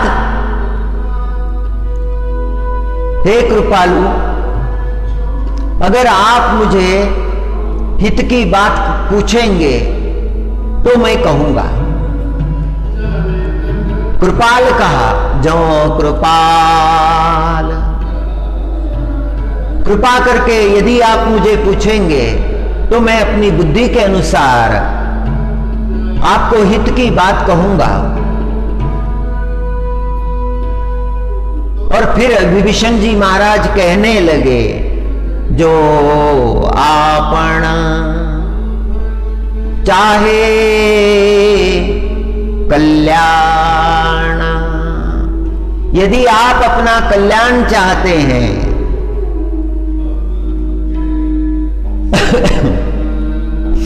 जो आपण चाहे कल्याण सुजसु सुमाति सुभगति सुख नाना। यदि आप कल्याण करना चाहते हैं, स्वयं का यश चाहते हैं, सद्बुद्धि चाहते हैं, शुभ गति चाहते हैं, नाना सुखों को चाहते हैं, तो मेरी बात सुनिए। धर्म की बात बोल रहे हैं, धर्म की बात बोलनी चाहिए। मित्र को मित्र से कहनी चाहिए, पिता को पुत्र से कहनी चाहिए। छोटा भाई बड़े भाई से कह रहा है, छोटा भाई धर्मवान है, बड़ा भाई धर्म विरोधी है, पापाचारी है, भयंकर आचरण करने वाला है। उस कुमारगी उसे उपदेश विभीषण जी महाराज कर रहे हैं। जो पर नारी लीलार गोसाई, जो सो पर नारी लीलार गोसाई, तजऊ चौथी चंद की नाई। परनारी का आप त्याग कर दीजिए। राम प्रभु आ गए हैं, सेतु बंधन हो गया है, लंका में अभी पहुंच रहे हैं, और वो कोई सामान्य मनुष्य नहीं। उन्हें सामान्य मनुष्य मत समझिए, वो साक्षात परमात्मा है। परमात्मा ने मनुज अवतार लिया है, जो 14 भुवनों का स्वामी है। 7 स्वर्ग 7 पाताल, इनको 14 भुवन कहते हैं। ब्रह्मा जी ने 14 भुवनों की रचना की। सृष्टि जब निर्माण की तो 7 पाताल निर्माण किए, 7 स्वर्ग निर्माण किए। 14 भवन एक पति होई, 14 भुवन एक पति होई, भूतद्रोह तिष्ठई नहीं सोई।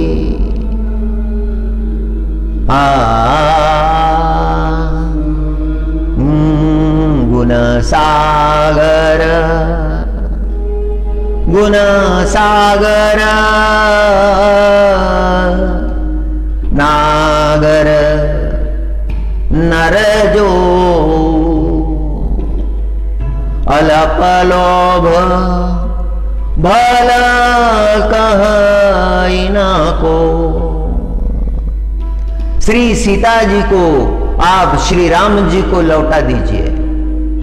आपने जो कर्म किया है ये पाप कर्म है, ये नरक मार्ग को प्रशस्त करने वाला है। काम के अधीन नहीं होना चाहिए, क्रोध के अधीन नहीं होना चाहिए, मद के अधीन नहीं होना चाहिए, लोभ के अधीन नहीं होना चाहिए। लोभ धन चाहता है, पराया धन चाहता है, दूसरे का छीनना चाहता है। रावण के जीवन में ये सारे दोष आ गए हैं। काम दोष भी आ गया, क्रोध दोष भी आ गया, मद अहंकार घमंड कितना है।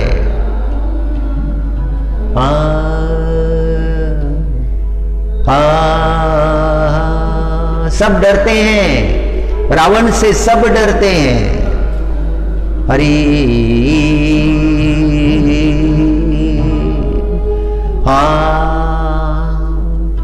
काम क्रोध मद लोभ।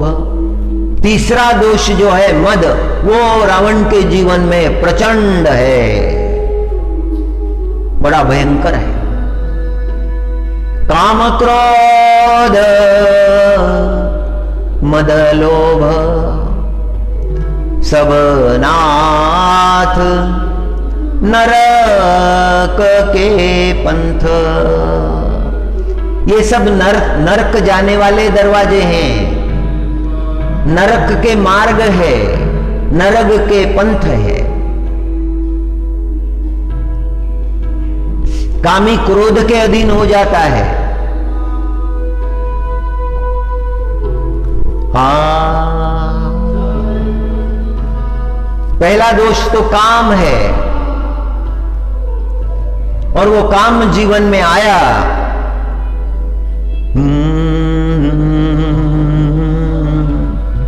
हरि हरि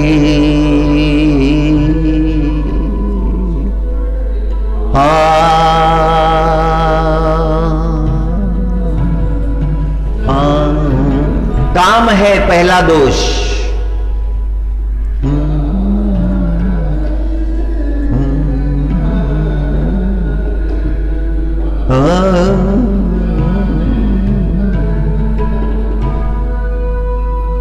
ध्यायतो विषयान् पुंस संगस्तेषुपजायते संगात् संजायते काम कामात् क्रोधोऽभिजायते क्रोधात् भवति सम्मोह सम्मोहात् स्मृतिविभ्रमः स्मृतिरभ्रंशात् बुद्धिनाशो बुद्धिनाशात् प्रणश्यति। पहले तो काम तृप्त हुआ नहीं, कामना पूर्ण हुई नहीं, इसीलिए क्रोध आ गया। फिर उसके पीछे पीछे सब आ गए, मद आ गया, लोभ आ गया, मोह आ गया, मत्सर आ गया। ये सब नरक के मार्ग है, ये पाप मार्ग है। ऐसी बात नहीं है कि रावण अज्ञानी था, ऐसी बात नहीं है। रावण पंडित था। रावण ने एक शिव तांडव स्तोत्र का गायन किया है। उसका चिंतन यदि आप करेंगे तो उसके अंतःकरण में शिव भगवान के लिए जो भक्ति है वो अद्भुत है। वो अज्ञानी नहीं था, वो ज्ञानी था, महापंडित था। उसके अंतःकरण में अहम भाव इतना बढ़ गया कि सारे सद्गुणों को वो भूल गया। दंभ इतना बढ़ गया, मद इतना बढ़ गया।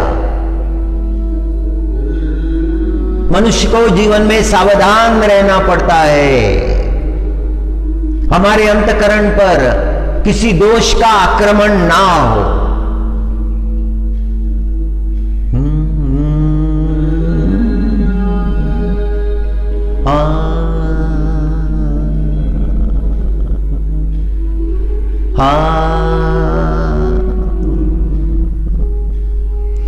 एक आरण्यक नाम के ऋषि थे।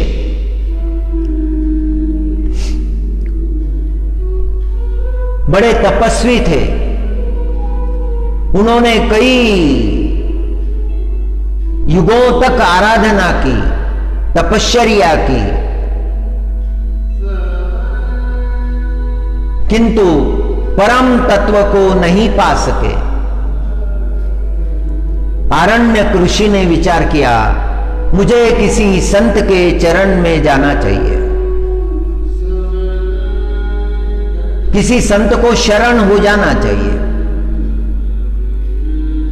वे मुझे दिव्य उपदेश करेंगे, वह उपदेश मेरे जीवन का कल्याण करेगा।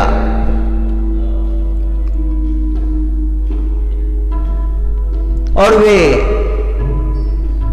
हिमालय के एक पर्वत पर आए। एक शिखर पर लोमेश ऋषि तपश्चर्या कर रहे थे। लोमेश ऋषि के चरणों में आरण्यक ऋषि ने दंडवत किया।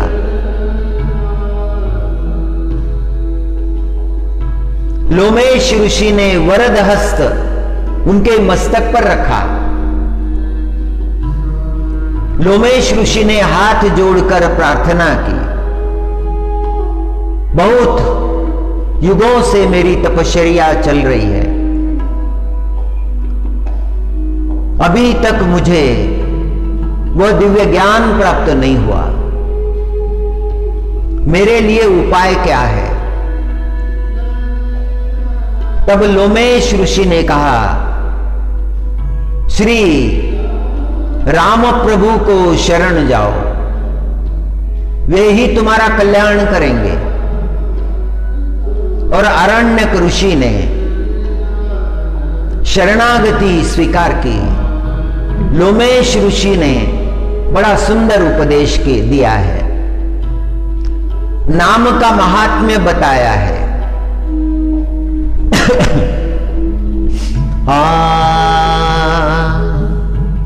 रामा नास्ति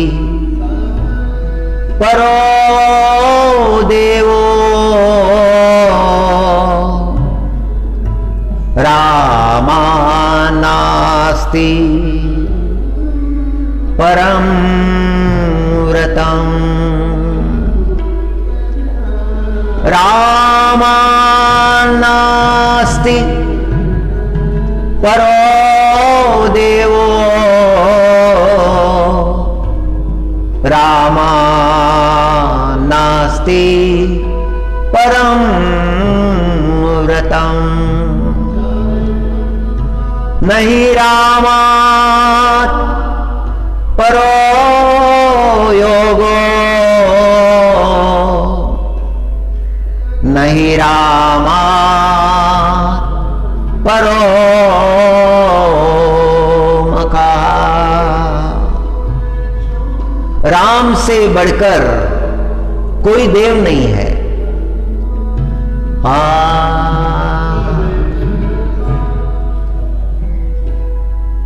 रामा नास्ति परो देवो, राम से बढ़कर कोई देव नहीं है। रामा नास्ति परम व्रतम, और राम से बढ़कर कोई व्रत नहीं है।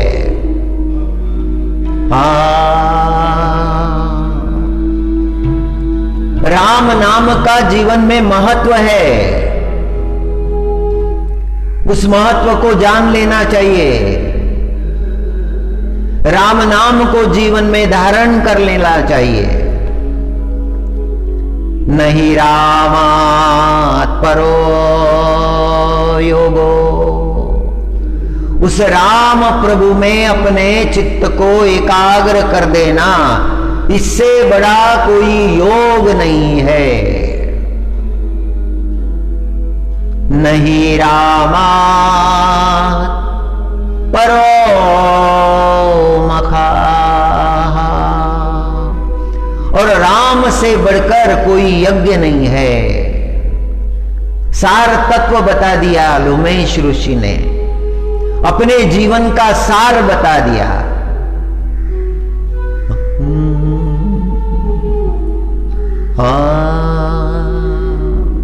स्वामी जी ने भी यही मांगा है, गोस्वामी तुलसीदास जी महाराज ने यही मांगा है।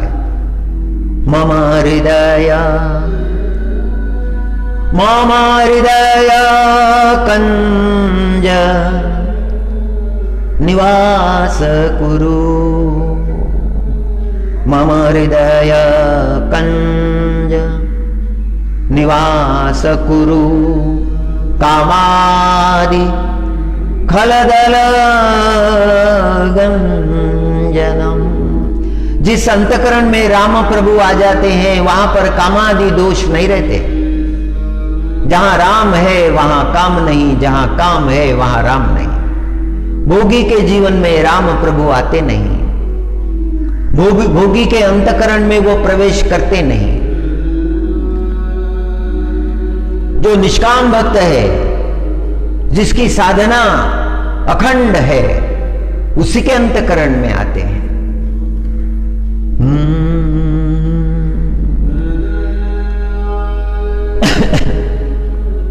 स्वामी जी महाराज ने प्रार्थना की है, मम हृदय कंज निवास कुरु। राम प्रभु से सुंदर कोई नहीं है, राम प्रभु से सुंदर कोई हो ही नहीं सकता। सुंदरता के धाम है प्रभु, सुंदरता के समुद्र है। स्वामी जी महाराज कहते हैं कि प्रभु मेरे अंतकरण में निवास करो। राम से बढ़कर कोई योग नहीं है, राम से बढ़कर कोई व्रत नहीं है, राम से बढ़कर कोई यज्ञ नहीं है, राम से बढ़कर कोई देव नहीं है। देवों के देव है रामचंद्र प्रभु।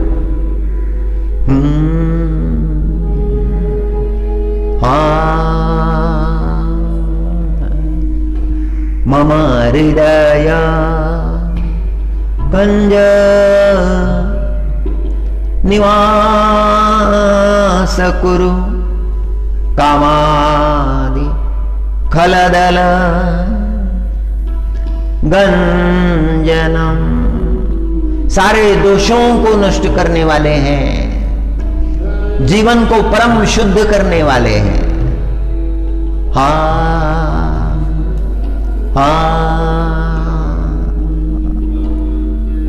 आज मेरे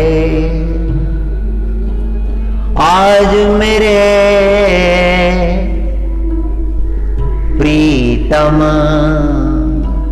घर आए, आज मेरे प्रीतम घर आए।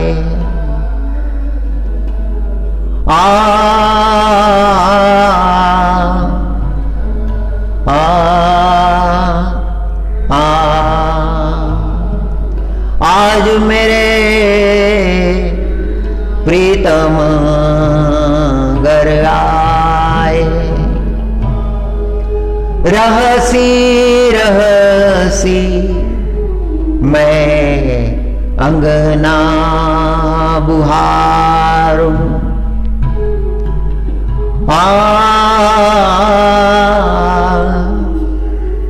रहसी रहसी मैं अंगना बुहारूं। मांग मोतियन सजाए, आज मेरे घर प्रीतम आए। बड़े आनंद का क्षण है। जिनका ध्यान चिंतन किया था, जिनकी आराधना की थी, वो आ गए हैं। और ये आनंद कबीरदास जी महाराज प्रकट कर रहे हैं। जो आना चाहिए, जिन्हें आना चाहिए, कब आएंगे? ऐसा ध्यास लगा हुआ था, कब आएंगे, कब आएंगे? वो आ गए हैं। आज मेरे प्रीतम घर आए, रहसी रहसी मैं अंगना बुहारूं। मांग मोतियन सजाए। गोपी भाव है, मेरे प्रीतम आए हैं, जिनकी प्रतीक्षा थी, और मैं पुनः पुनः अपने आंगन को बुहार रही हूं। आंगन अंतकरण है, मेरे अंतकरण में आए हैं परमात्मा। मैं पुनः पुनः उस आंगन को, उस अंतकरण को बुहार रही हूं, शुद्ध कर रही हूं। मैंने श्रृंगार कर लिया है, मेरे प्रियतम के स्वागत में मैंने श्रृंगार कर लिया है, मोतियों से अपनी मांग भर ली है।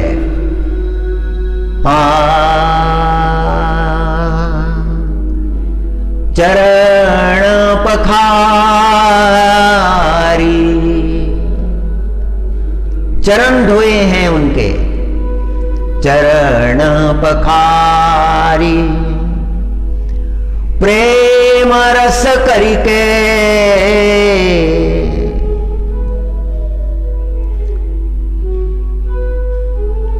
उनके चरणों का प्रक्षालन किया है।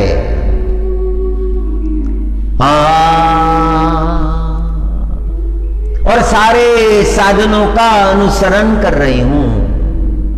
मेरे जीवन में मेरे परमात्मा आ गए। बड़ा आनंद है परमात्मा आने का। परमात्मा आए हैं इसीलिए श्रृंगार किया है। श्रृंगार जगत के लिए नहीं है, जगत के लिए श्रृंगार करना ही नहीं है। श्रृंगार तो परमात्मा के लिए करना है।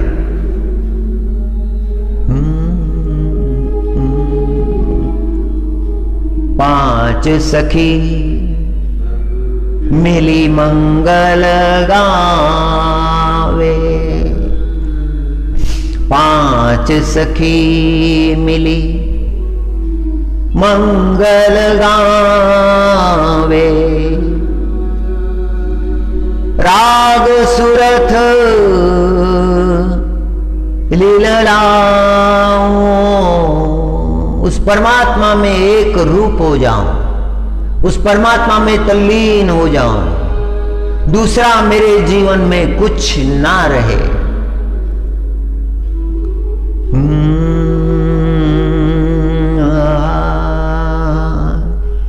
हरि हरि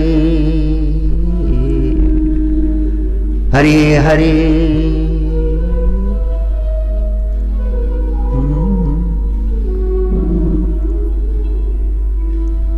पांच सखी मिली मंगल गावे। राम सुरत लीलाओं, उस परमात्मा के साथ, उस राम प्रभु के साथ मैं एक रूप हो जाऊं। राम प्रभु को देखने के लिए दंडकारण्य में ऋषि आए थे। एक ऋषि दौड़ते गए, राम आए हैं, राम आए हैं, राम आए हैं। जो दानस्थ बैठे हुए थे उन्होंने पूछा, कहां आए हैं, कहां आए हैं, कहां आए हैं? उसने उत्तर दिया, दंडकारण्य में आए हैं, दंडकारण्य में आए हैं, दंडकारण्य में आए हैं। हम जहां बैठे हुए हैं, आज हम जहां बैठे हुए हैं, ये कभी दंडकारण्य था।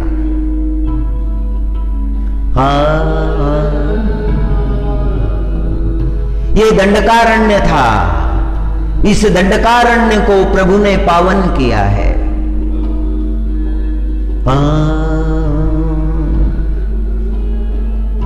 राम प्रभु आने के लिए इस दंडकारण्य में राक्षसों का निवास था। यहां ऋषियों को सताया जाता था, ऋषियों के आश्रम जलाए जाते थे। राक्षस बड़े कठोर थे, ऋषियों का भक्षण करते थे।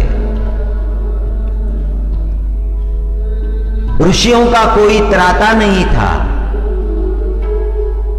सारे ऋषि अगस्ती ऋषि को शरण हुए और अगस्ती ऋषि से कहा कि हे प्रभु, संकट निवारण करो। राक्षसों का संकट है, लंका पर रावण का राज्य है। उस रावण के जो राक्षस है, उन्होंने इस दंडकारण्य को त्रस्त करके रखा है।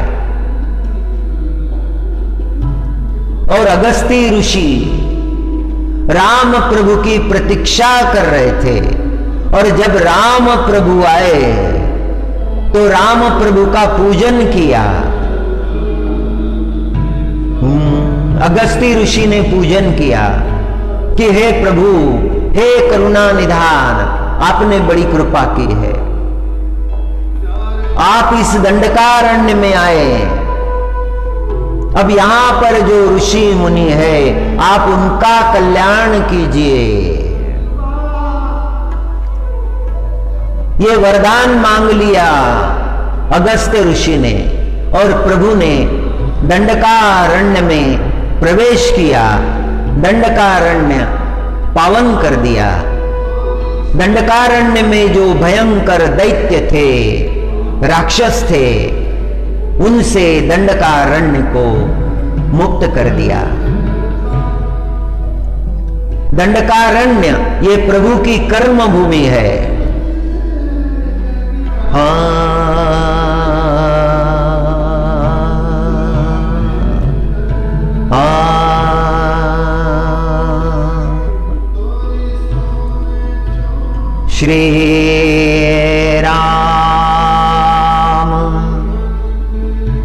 श्री रामचंद्र कृपालु भजुमान हरण भव भय दारुणम् नवकंज लोचन कंज मुख करकंज पद कंजारुणम् श्रीराम श्रीराम श्रीराम श्रीराम। भगवत शरणागति का बड़ा महत्व है। साधना परमात्मा प्राप्ति के लिए करनी है, योग परमात्मा प्राप्ति के लिए करना है, मंत्र पाठ परमात्मा प्राप्ति के लिए करना है। जीवन का उच्चतम लक्ष्य परमात्मा की प्राप्ति है। श्री कृष्ण परमात्मा ने अर्जुन जी महाराज को जो उपदेश दिया है, उसका अंतिम लक्ष्य परमात्मा प्राप्ति ही है। और कैसे करना है, कैसे स्वयं को जीतना है, इस विचार को परमात्मा ने प्रकट किया। युक्तहार विहारस्य युक्तचेष्टस्य कर्मसु युक्त स्वप्नावबोधस्य योगो भवति दुःखा।